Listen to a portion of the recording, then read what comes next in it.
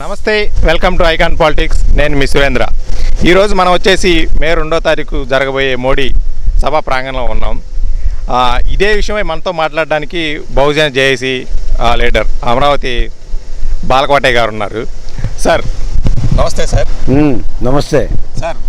రెండోసారి మోడీ రాక అమరావతి రాజధానికి ఈసారి మోడీ గారు ఏమైపోతున్నారు, ఏం తీసుకురాబోతున్నారు, అదేవిధంగా బహుజన జేఏసీ లీడర్గా మీ స్పందన తెలియజేయండి సార్. నమస్తే. నమస్తే సార్. కంచర్ల జగన్మోహన్ రావు ఎలియాస్ గాంధీ 1661 రోజుల అమరావతి ఉద్యమంలో ఎగసిన బావుట, పోలీసు దెబ్బలకి చెయ్యిదిగిన రైతు. ఒక్కసారి మీ ద్వారా రాష్ట్ర ప్రజలకు చెప్తున్నాను, ఇది సభా ప్రాంగణం.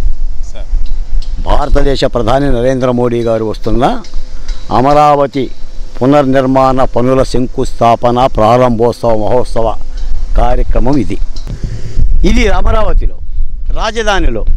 మరి గత 5 ఏళ్ళు జగన్మోహన్ రెడ్డి గారు ఏం చెప్పించారు సార్? సురేంద్ర గారు, నేను మిమ్మల్ని అడుగుతున్నా, అమరావతిలో మీరు వచ్చారు కదా, ఎందుకు లేవు సార్? అప్పుడు కూడా ఉన్నాయి.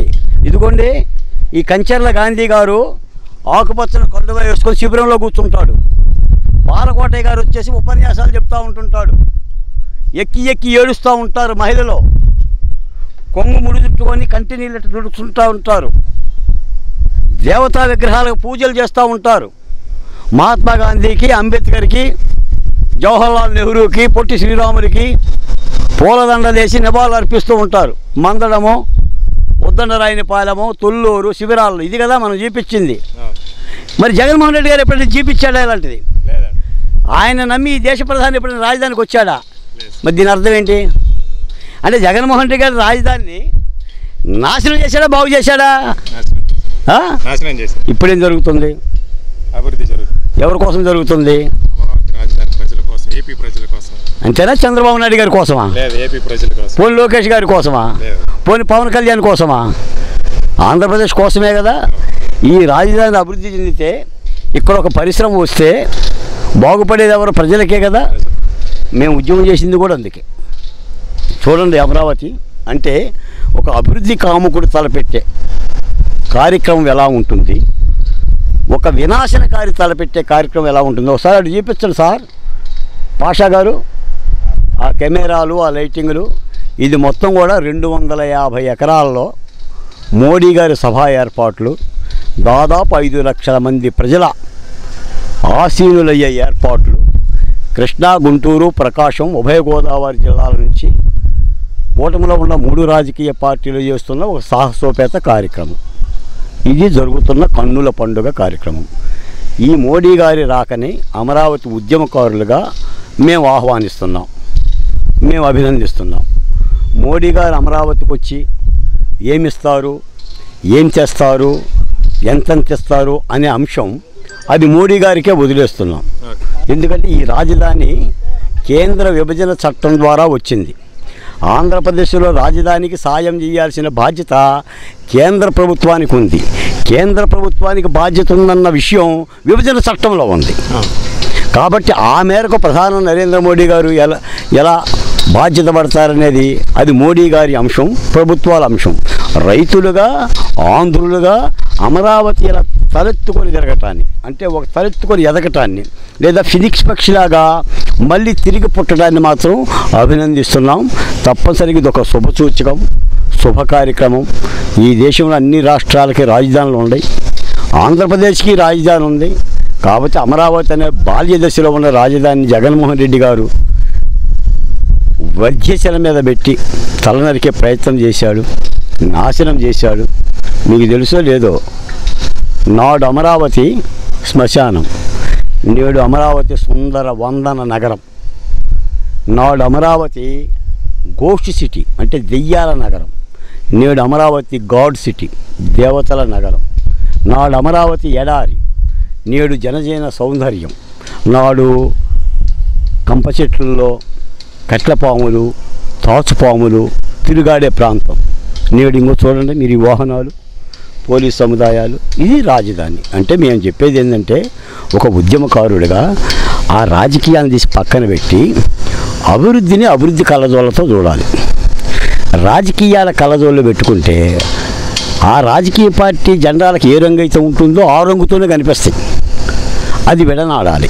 ఈ రోజున వైసీపీ పార్టీ వాళ్ళు కానీ మీరు ఇందాక మాట అడిగారు, అమరావతిలో జరుగుతుంది చెల్లికి మళ్ళీ పెళ్ళి అని. ఇలాంటి కారు కోతలు, ఇటువంటి ఇది లష్కరే తోయిబా మాటలు, ఉగ్రవాదపు మాటలు. అంటే మొన్న కాశ్మీరీ సంఘటన కూడా ఆహ్లాదకరమైన కాశ్మీర్ పర్యటనకు వెళ్ళిన పర్యాటకుల మీద లష్కరే తోయిబాలు తుపాకులతో కాల్చి చంపారు. అమరావతి మీద కూడా కొంతమంది లష్కరే తోయిబాలు లేదా వైసీపీ మోకలు ఇదే పదజాలం. నాడు భరించాం, నేడు భరిస్తాం. కానీ అమరావతి సమాధానం చెప్తుంది, ఇది రాష్ట్రంలో పేరెన్నికగలిగిన ఒక గొప్ప కార్యక్రమం. దీనికి అందరూ అతిథులు వస్తున్నారు. తప్పనిసరిగా మోడీ గారు కూడా అమరావతికి బద్ధుడయ్యి అమరావతిని నిలబెట్టే విధంగా, నిన్న మొన్న కూడా ఈ మాట కూడా చెప్తున్నా, నిన్న మొన్న రైతులు కూడా నాలాంటి అమరావతి భోజనం చేసిన నాయకులు కూడా పదే పదే అడిగేది ఏంటంటే అమరావతికి చట్టబద్ధత ఏమిటి, మళ్ళీ తిరిగి ప్రజాస్వామ్యంలో ఏదైనా ప్రభుత్వాలు మారితే గీరితే దిక్కుమాలిన ముదనష్టపోలు మళ్ళీ రాజ్యాధికారంలోకి వస్తే ఈ అమరావతికి రక్షణ ఏంటి అని మాట్లాడుతున్నాం. దాని మీద కూడా ముఖ్యమంత్రి గారు విభజన చట్టంలో సవరణ చేసే విధంగా, ఆలోచనలు చేసే విధంగా మాట్లాడుతున్నారు. తప్పనిసరిగా, ఎందుకంటే మన లిఖిత రాజ్యాంగం చేసుకున్న శాసనాల ద్వారానే రక్షణ వ్యవస్థను ఏర్పాటు చేసుకోవాలి. అంతే తప్ప నువ్వు పెడతాను అంటే, నేను వచ్చి చేస్తాను అని అంటే, ఇవన్నీ కూడా ఏంటంటే మూర్ఖపు విధానాలు. ఈ రోజున మేము గతంలో చెప్పాం, పోలవరం కడుతున్నారు, తర్వాత వచ్చే ప్రభుత్వం పోలవరం కూలుస్తుందా? శ్రీశైలం డ్యామ్ కట్టారు, ఏనాడు మరి కోల్చొచ్చు కదా. ప్రకాశం బ్యారేజీ కట్టారు, కోల్చొచ్చు కదా. అమరావతి కట్టారు, ఎలా కూలుస్తావు నువ్వు? ఇది కూడా అభివృద్ధే కదా. అందుకని తప్పనిసరిగా రాష్ట్ర ప్రజలు, 3 ప్రాంతాల ప్రజలు ఇది ఒక శుభసూచకంగా, పసుపు కుంకుమల కార్యక్రమంగా భావించి తప్పనిసరిగా ఈ కార్యక్రమానికి వేలాదిగా తరలిరండి. సభా కార్యక్రమాన్ని ఉన్నతంగా దిగ్విజయవంతం చేయండి. అమరావతిలో జరుగుతున్న ప్రతి కార్యక్రమము 13 జిల్లాల ప్రజల కార్యక్రమంగా భావించాలనేది రాజధాని అమరావతి జేఏసీ నాయకులుగా నా పిలుపు. Thank you sir. Thank you. ప్రజలందరూ కూడా రేపు జరగబోయే సభకు వచ్చి విజయవంతం చేయాలని మేము కూడా కోరుతున్నాం సార్. Thank you.